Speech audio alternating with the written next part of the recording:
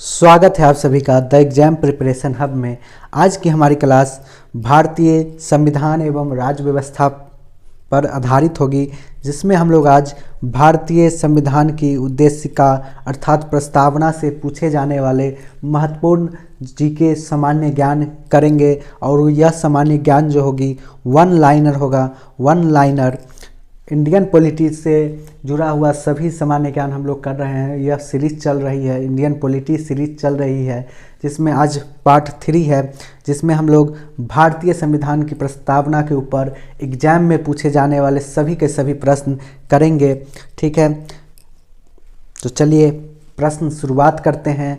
तो इस वीडियो को आप लोग पूरा देखें और इस वीडियो का लाभ उठाएं, और यदि वीडियो अच्छी लगे तो वीडियो को लाइक करें और चैनल को सब्सक्राइब जरूर करें।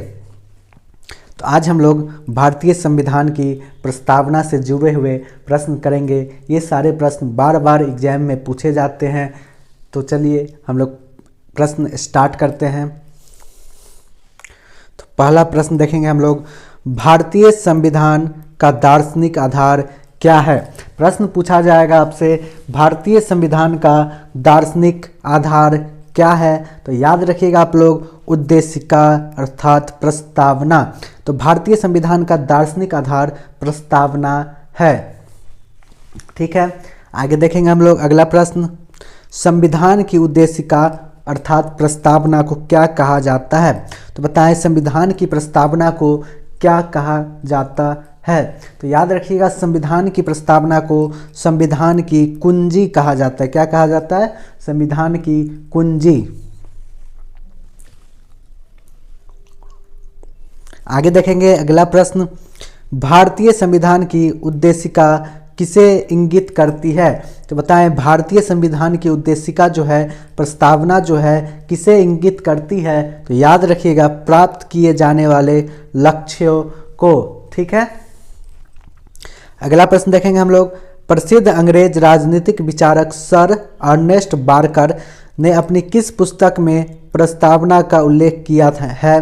तो बताएं प्रसिद्ध अंग्रेज राजनीतिक विचारक सर अर्नेस्ट बार्कर ने अपनी किस पुस्तक में प्रस्तावना का उल्लेख किया है। तो याद रखिएगा, सर अर्नेस्ट बार्कर के द्वारा लिखित पुस्तक का नाम है, जिसमें प्रस्तावना का उल्लेख किया गया है, principle of social and political theory में। याद रखिएगा, principle of social and political theory में सर अर्नेस्ट बार्कर ने प्रस्तावना का उल्लेख किया था। ठीक है, आगे बढ़ेंगे, अगला प्रश्न देखेंगे हम लोग, प्रस्तावना की शुरुआत होती है। तो बताएं प्रस्तावना की, भारतीय संविधान की जो प्रस्तावना है उसकी शुरुआत किससे होती है। तो याद रखिएगा, भारतीय संविधान की प्रस्तावना की शुरुआत हम भारत के लोग से होता है। हम भारत के लोग। ठीक है, आगे बढ़ेंगे, अगला प्रश्न देखेंगे, संविधान की आत्मा किसे कहा जाता है।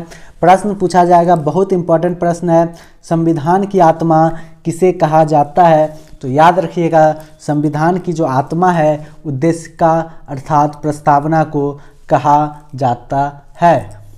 ठीक है, संविधान की आत्मा कौन है। तो संविधान की आत्मा प्रस्तावना है, या उद्देशिका जिसे कहते हैं वो। ठीक है, आगे बढ़ेंगे, अगला प्रश्न, 13 दिसंबर 1946 को संविधान सभा में उद्देश्य प्रस्ताव किसके द्वारा प्रस्तुत किया गया। तो बताएं 13 दिसंबर 1946 को संविधान सभा में उद्देश्य प्रस्ताव किसके द्वारा प्रस्तुत किया गया। तो याद रखिएगा, बहुत ही महत्वपूर्ण प्रश्न है यह कि 13 दिसंबर 1946 को संविधान सभा में उद्देश्य प्रस्ताव पंडित जवाहरलाल नेहरू जी द्वारा रखा गया था। याद रखिएगा, किनके द्वारा? पंडित जवाहरलाल नेहरू जी के द्वारा। आगे बढ़ेंगे, अगला प्रश्न देखेंगे, उद्देश्य प्रस्ताव को संविधान सभा द्वारा कब स्वीकृति किया गया। तो कब स्वीकृति मिला। तो याद रखिएगा, 22 जनवरी 1947, 22 जनवरी 1947 को मंजूरी मिला था। तो याद रखिएगा, उद्देश्य प्रस्ताव को संविधान सभा द्वारा 22 जनवरी 1947 ईस्वी को मंजूरी अर्थात स्वीकृति प्रदान किया गया। ठीक है, यदि वीडियो अच्छी लग रही हो तो वीडियो को लाइक करें, चैनल को सब्सक्राइब करें। तो आगे बढ़ते हैं हम लोग, और यह वीडियो पूरा का पूरा देखें और अपना जीके भारतीय संविधान एवं राज्य व्यवस्था से पूछे जाने वाले जीके जीएस को मजबूत करें। यह एक सीरीज चल रही है हमारे चैनल पर और डेली इसमें वीडियो आएगा। आप डेली इसे अपना प्रैक्टिस करें और अपना जीके सामान्य ज्ञान को और अधिक मजबूत बनाएं।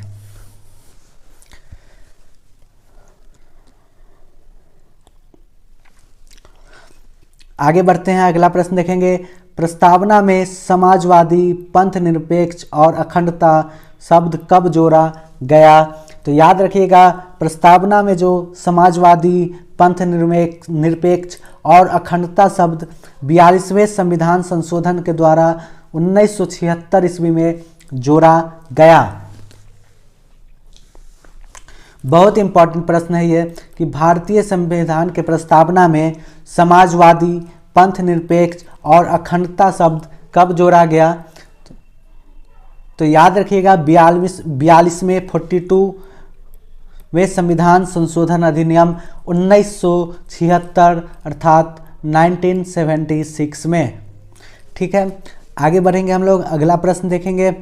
भारतीय संविधान के प्रस्तावना में नागरिकों के लिए सुनिश्चित किया गया है। तो बताएं, भारतीय संविधान के प्रस्तावना में नागरिकों के लिए क्या सुनिश्चित किया गया है? तो याद रखिएगा, भारतीय संविधान के प्रस्तावना में नागरिकों के लिए 3 प्रकार का न्याय अर्थात सामाजिक, आर्थिक एवं राजनीतिक न्याय जोड़ा गया है।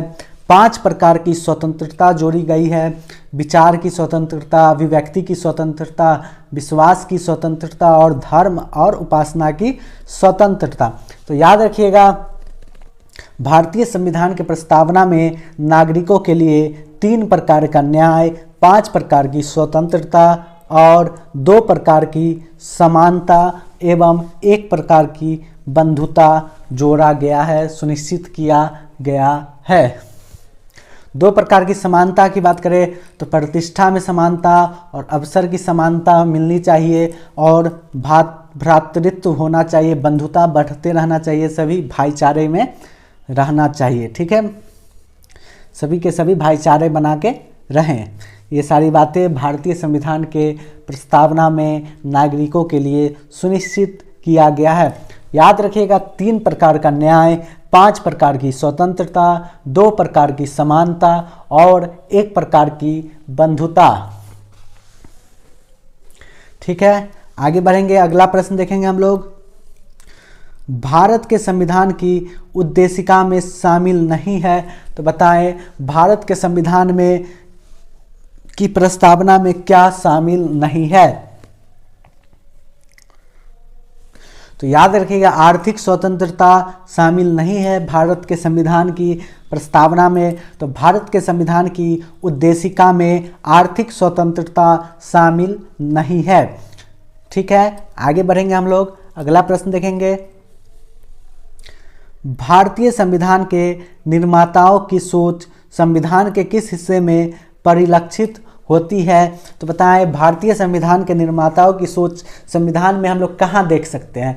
तो याद रखिएगा, प्रस्तावना में देख सकते हैं। तो भारतीय संविधान के निर्माताओं की सोच संविधान के किस हिस्से में परिलक्षित होती है? तो सिंपल उत्तर प्रस्तावना में।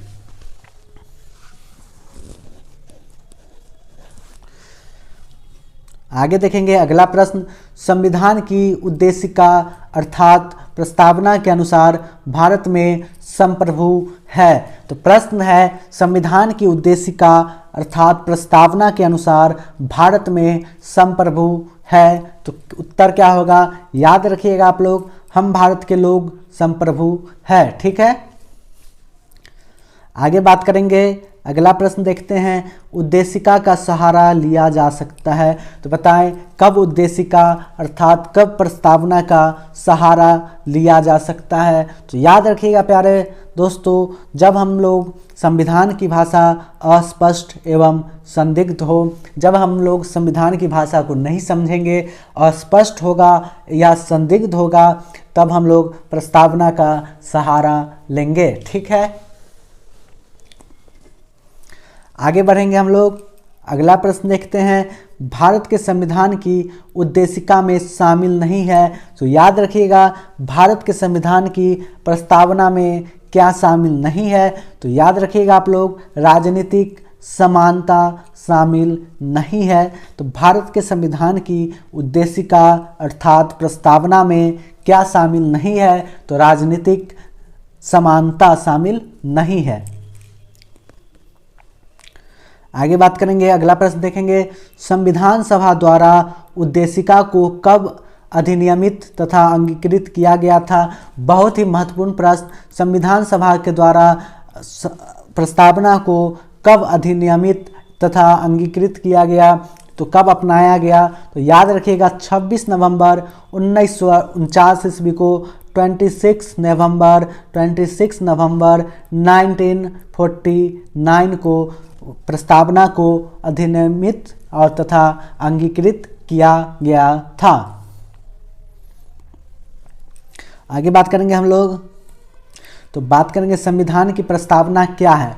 तो सभी लोगों को भारतीय संविधान की प्रस्तावना याद होना चाहिए, बहुत ही महत्वपूर्ण है। तो हम लोग दोहराते हैं कि भारत के संविधान की प्रस्तावना क्या है। तो भारतीय संविधान की प्रस्तावना है, हम भारत के लोग भारत को एक संपूर्ण प्रभुत्व संपन्न समाजवादी पंथनिरपेक्ष लोकतंत्रात्मक गणराज्य बनाने के लिए तथा उसके समस्त नागरिकों को सामाजिक, आर्थिक और राजनीतिक न्याय, विचार, अभिव्यक्ति, विश्वास, धर्म और उपासना की स्वतंत्रता, प्रतिष्ठा और अवसर की समता प्राप्त कराने के लिए तथा उन सब में व्यक्ति की गरिमा और राष्ट्र की एकता और अखंडता सुनिश्चित करने वाली बंधुता को बढ़ाने के लिए दृढ़ संकल्प होकर अपनी इस संविधान सभा में आज, उस समय जो तारीख था जब संविधान सभा में प्रस्तावना अंगीकृत किया गया, तारीख 26 नवंबर 1949 ईस्वी, मिति मार्ग शीर्ष शुक्ल सप्तमी संवत 2006 विक्रमी यह डेट था, यह उस दिन का तारीख था को एतद द्वारा इस संविधान को अंगीकृत, अधिनियमित और आत्मर्पित करते हैं। यह भारत की संविधान की प्रस्तावना थी। तो इससे पहले भी प्रश्न पूछा गया था, आया था, संविधान सभा द्वारा प्रस्तावना को कब अधिनियमित तथा अंगीकृत किया गया था। तो तब उस समय भी बताए थे हम लोग 26 नवंबर 1949 को। तो याद रखिएगा, भारतीय संविधान की प्रस्तावना सभी को याद होना चाहिए। और ठीक है, अब हम लोग आगे प्रश्न की ओर चलेंगे। तो अगला प्रश्न देखेंगे हम लोग, भारत को एक धर्मनिरपेक्ष राज्य के रूप में वर्णित करता है। तो बताएं, भारत को एक धर्मनिरपेक्ष राज्य के रूप में वर्णित कहाँ किया गया है। तो संविधान की प्रस्तावना में भारत को एक धर्मनिरपेक्ष राज्य के रूप में वर्णित किया गया है। तो प्रश्न है, याद रखिएगा, बहुत इंपॉर्टेंट प्रश्न, भारत को एक धर्मनिरपेक्ष राज्य के रूप में वर्णित करता है। तो संविधान की प्रस्तावना। आगे बढ़ेंगे हम लोग, अगला प्रश्न देखेंगे, संविधान में प्रस्तावना का विचार किस देश के संविधान से लिया गया है। तो याद रखिएगा, भारतीय संविधान में प्रस्तावना का विचार किस देश के संविधान से लिया गया है। तो याद रखिएगा, भारतीय संविधान में प्रस्तावना का जो विचार है अमेरिकी संविधान से लिया गया है। ठीक है, तो संविधान में प्रस्तावना का विचार अमेरिकी संविधान से लिया गया है। ठीक है, आगे बढ़ेंगे हम लोग, अगला प्रश्न देखेंगे, प्रस्तावना में स्वतंत्रता, समता और बंधुत्व के आदर्शों को कहाँ से लिया गया है? तो भारतीय प्रस्तावना में, भारतीय संविधान के प्रस्तावना में स्वतंत्रता, समता और बंधुत्व का आदर्श जो है वो कहाँ से लिया गया है? तो प्यारे दोस्तों याद रखिएगा, फ्रांस की क्रांति से लिया गया है। तो स्वतंत्रता, समता और बंधुत्व फ्रांस की क्रांति से भारतीय संविधान के प्रस्तावना में लिया गया है, जोड़ा गया है।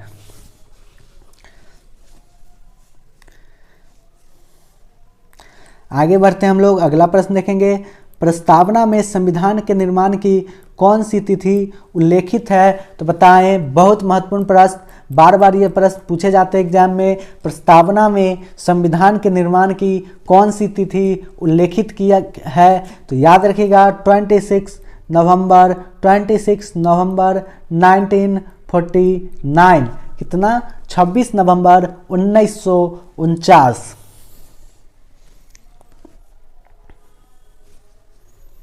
ठीक है, आगे बढ़ेंगे, अगला प्रश्न देखेंगे। उद्देशिका हमारे स्वप्नों और विचारों का प्रतिनिधित्व करती है, किसने कहा? कथन से प्रश्न है यह। उद्देशिका अर्थात प्रस्तावना हमारे स्वप्नों और विचारों का प्रतिनिधित्व करती है, किसने कहा था ये वाक्य? तो याद रखिएगा, सर अल्लादी कृष्णा स्वामी अय्यर ने। तो उद्देशिका हमारे स्वप्नों और विचारों का प्रतिनिधित्व करती है, यह कथन किनका है? तो याद रखिएगा, सर अल्लादी कृष्णा स्वामी अय्यर का। ठीक है, आगे देखेंगे हम लोग, अगला प्रश्न। किसने कहा कि प्रस्तावना हमारे संप्रभु लोकतांत्रिक गणराज्य का जन्म कुंडली है? तो बताएं किसके द्वारा यह बातें की गई कि प्रस्तावना जो है हमारे संप्रभु लोकतांत्रिक गणराज्य का जन्म कुंडली है? तो याद रखिएगा, KM मुंशी साहब ने ये बातें कही थी कि प्रस्तावना हमारे संप्रभु लोकतांत्रिक गणराज्य की जन्म कुंडली है। अगला प्रश्न देखेंगे, बहुत ही महत्वपूर्ण प्रश्न, बार बार ये प्रश्न एग्जाम में पूछे जाते हैं।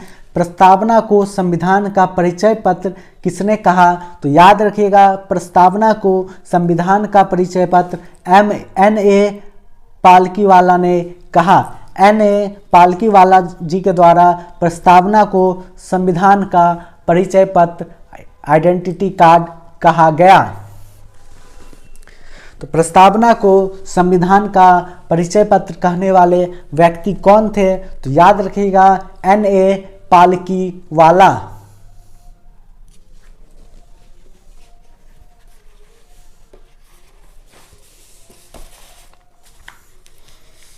आगे बढ़ेंगे हम लोग, अगला प्रश्न देखेंगे।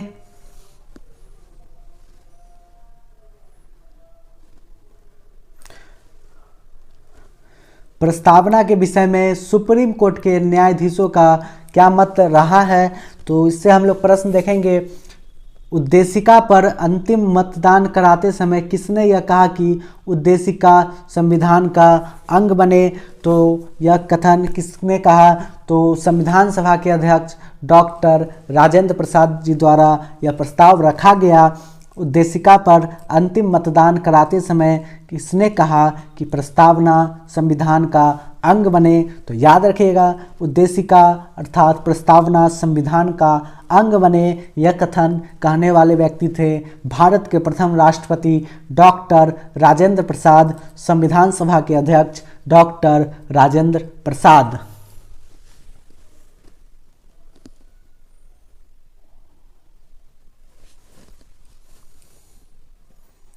आगे देखेंगे हम लोग,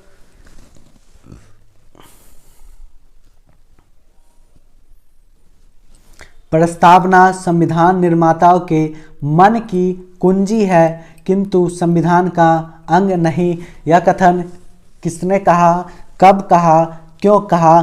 तो याद रखिएगा, प्रस्तावना संविधान निर्माताओं के मन की कुंजी है किंतु संविधान का अंग नहीं, यह कथन बेरुबारीवाद 1960 ईस्वी में मुख्य न्यायमूर्ति गजेंद्र गरकर का मत था कि प्रस्तावना संविधान निर्माताओं के मन की कुंजी है किंतु संविधान का अंग नहीं। यह बातें बेरुबारीवाद में हुआ 1960 ईस्वी में, मुख्य न्यायमूर्ति गजेंद्र गरकर का यह मत था। आगे देखेंगे प्रस्तावना पर गहन विचार विमर्श की छाप है। तो यह प्रस्तावना पर गहन विचार विमर्श की छाप है।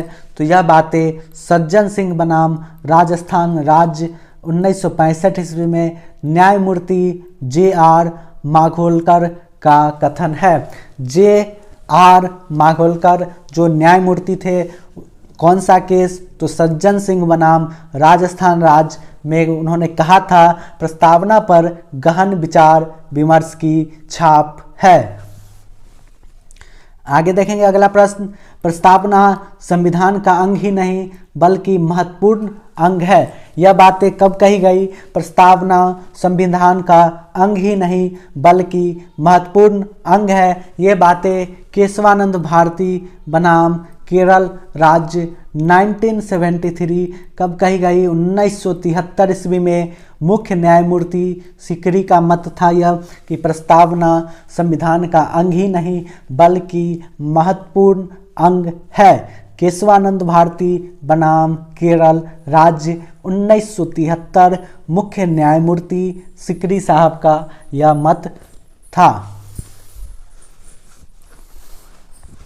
आगे देखेंगे अगला प्रश्न, संविधान की उद्देशिका अर्थात प्रस्तावना उन सिद्धांतों का निचोड़ है जिनके आधार पर सरकार को कार्य करना है। यह संविधान की मूल आत्मा है, शाश्वत है, अपरिवर्तनीय है। यह कब कहा गया कि संविधान की प्रस्तावना उन सिद्धांतों का निचोड़ है जिनके आधार पर सरकार को कार्य करना है। यह संविधान की मूल आत्मा है, शाश्वत है, अपरिवर्तनीय है। तो यह बातें कब कही गई? आई.सी. गोलकनाथ बनाम पंजाब राज्य, आई.सी. गोलकनाथ बनाम पंजाब राज्य 1967 में न्यायमूर्ति हिदायतुल्लाह का मत था। ठीक है, न्यायमूर्ति हिदायतुल्लाह का यह मत था कि संविधान जो है कि प्रस्तावना जो है संविधान की मूल आत्मा है, शाश्वत है और अपरिवर्तनीय है। आगे देखेंगे उद्देशिका संविधान का अभिन्न अंग है। लोकतांत्रिक शासन व्यवस्था, संघात्मक ढांचा, राष्ट्र की एकता और अखंडता, पंथ निरपेक्षता, समाजवाद, सामाजिक न्याय तथा न्यायिक पुनर्विलोकन संविधान की बुनियादी तत्वों में है। ये बातें कब हुई?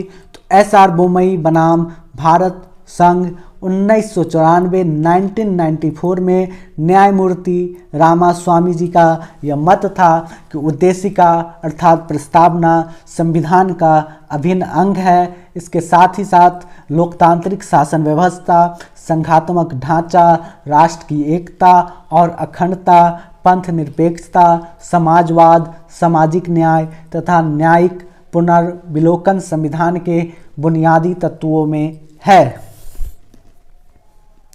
ये सारी बातें एस.आर. बोमई बनाम भारत संघ, एस.आर. बोमई वर्सेस भारत संघ 1994 में न्यायमूर्ति रामास्वामी जी का यह मत था।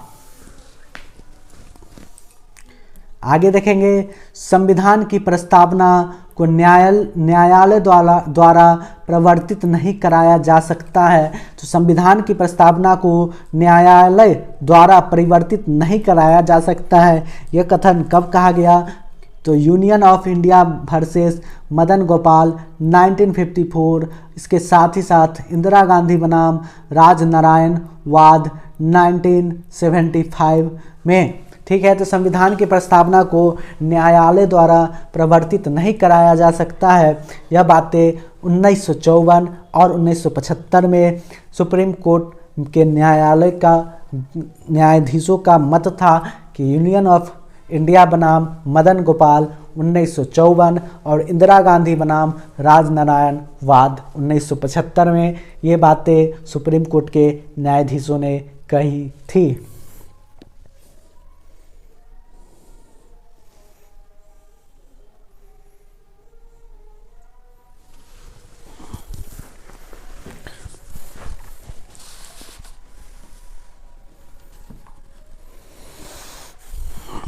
आगे देखेंगे अगला प्रश्न, उद्देशिका संविधान के उपबंधों को समझने तथा उनकी सही व्याख्या करने में सहायक हो सकती है। यह मत किसका है? तो न्यायमूर्ति हिदायतुल्लाह का यह मत है कि प्रस्तावना संविधान के उपबंधों को समझने तथा उनकी सही व्याख्या करने में सहायक हो सकती है।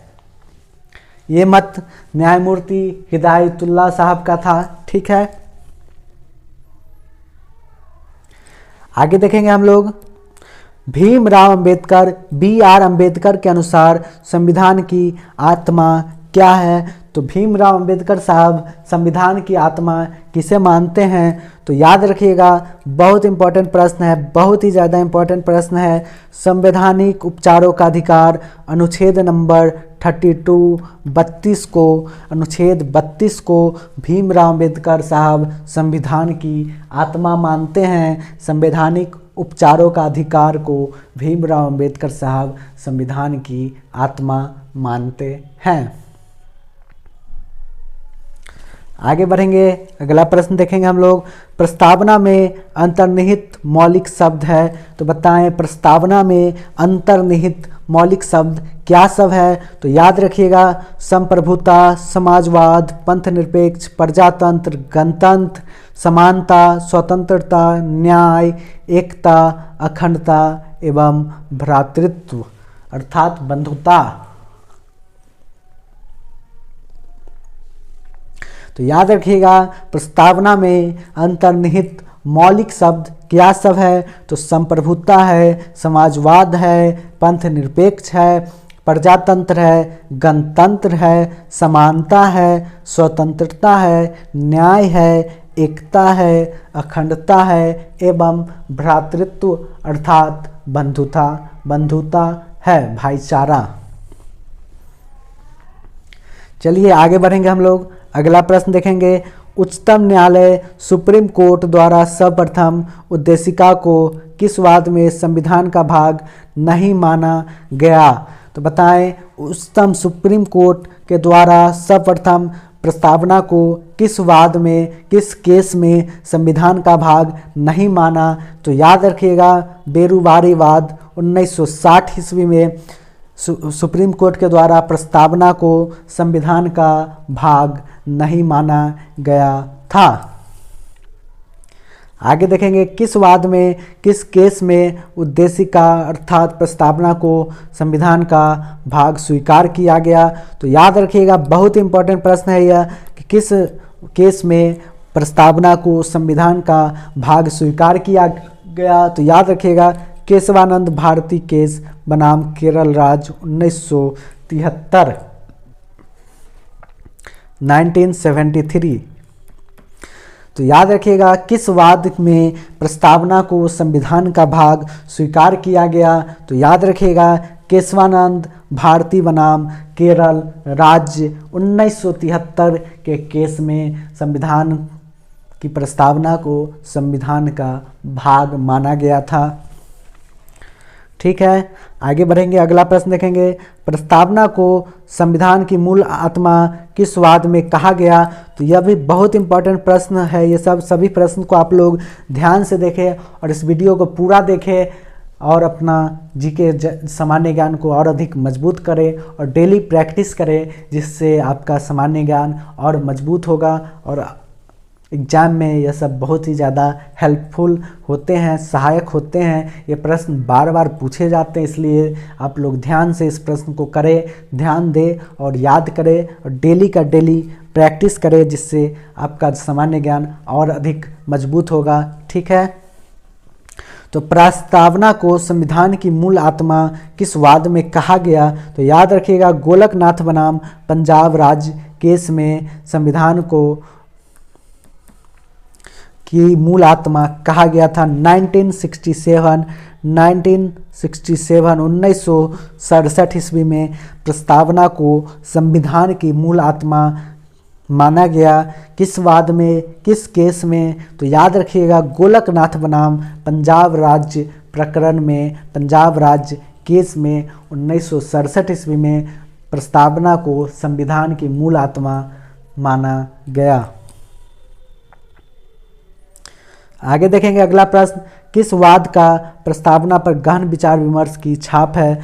तो सज्जन सिंह बनाम राजस्थान राज्य 1965 1965। किस वाद का प्रस्तावना पर गहन विचार विमर्श की छाप है? तो याद रखिएगा सज्जन सिंह बनाम राजस्थान राज्य 1965। आगे बढ़ेंगे हम लोग, अगला प्रश्न देखेंगे।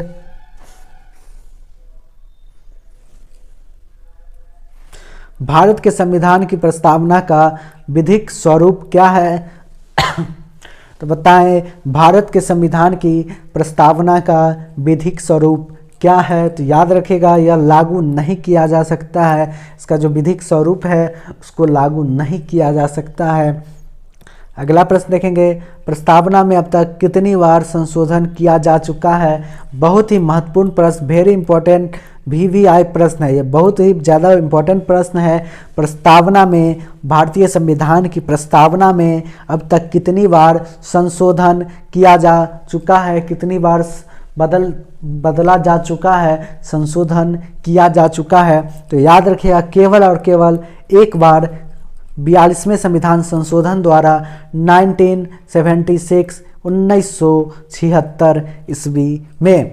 तो याद रखिएगा प्रस्तावना में अब तक कितनी बार संशोधन किया जा चुका है? तो मात्र और मात्र एक बार 42वें संविधान संशोधन के द्वारा 1976 में। आगे बढ़ेंगे हम लोग, अगला प्रश्न देखेंगे। उद्देशिका में निहित प्रभुत्व संपन्न शब्द घोषित करता है? तो बताएं उद्देशिका प्रस्तावना में जो शब्द है एक प्रभुत्व संपन्न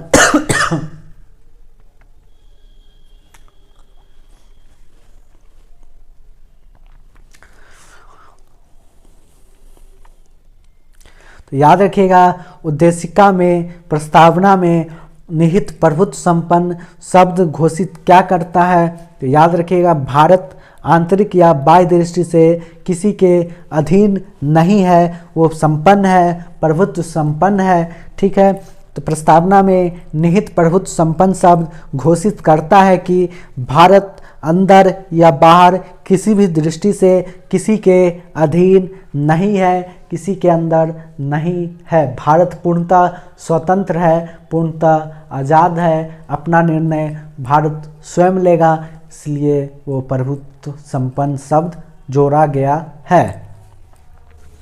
आगे बढ़ेंगे, अगला प्रश्न देखेंगे। संविधान की प्रस्तावना में वर्णित मौलिक शब्दों का सही क्रम क्या है? तो मौलिक शब्द जो है उसका सही क्रम बताएं। तो संपूर्ण, प्रभुत्व संपन्न, समाजवादी, पंथनिरपेक्ष, लोकतंत्रात्मक, गणतंत्र।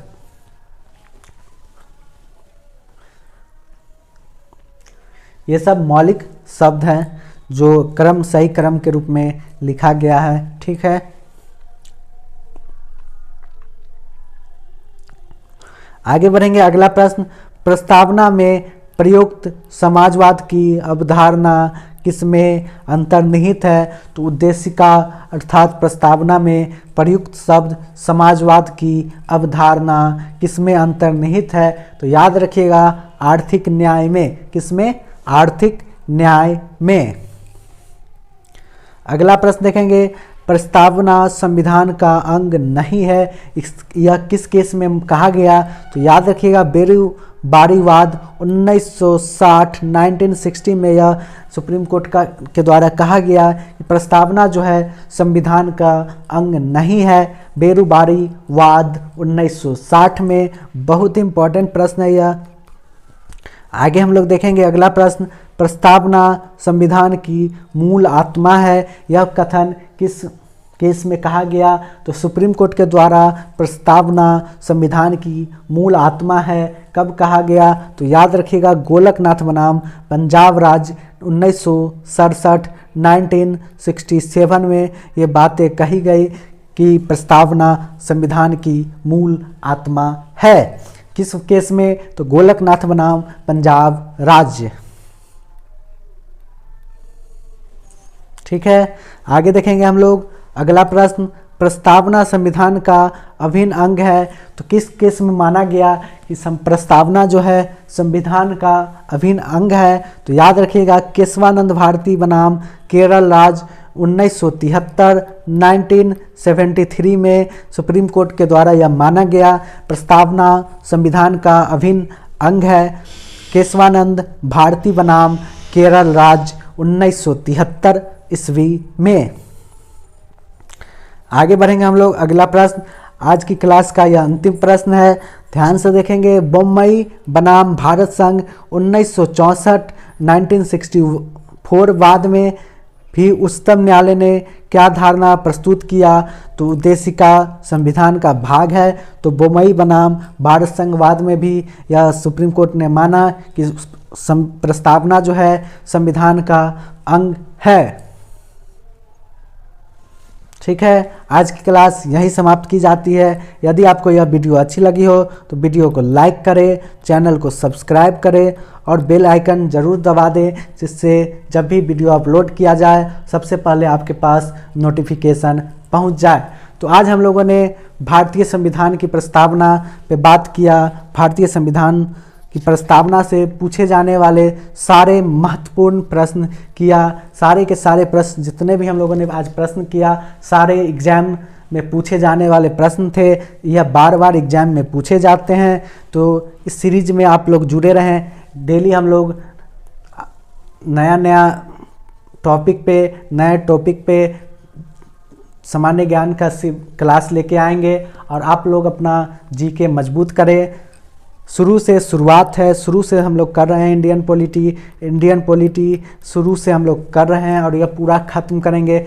इंडियन पॉलिटी से जितने सारे प्रश्न एग्ज़ाम में, कॉम्पिटिटिव एग्ज़ाम में पूछे जाते हैं, सारे के सारे प्रश्न हम लोग करेंगे। आप लोग जुड़े रहें और यह वीडियो को पूरा का पूरा देखें, जिससे आप अपना जीके जीएस मजबूत कर सकें। ठीक है, आज की क्लास यहीं समाप्त की जाती है। यदि वीडियो अच्छी लगी हो तो वीडियो को लाइक करें। ठीक है, तब तक के लिए धन्यवाद। Thank you.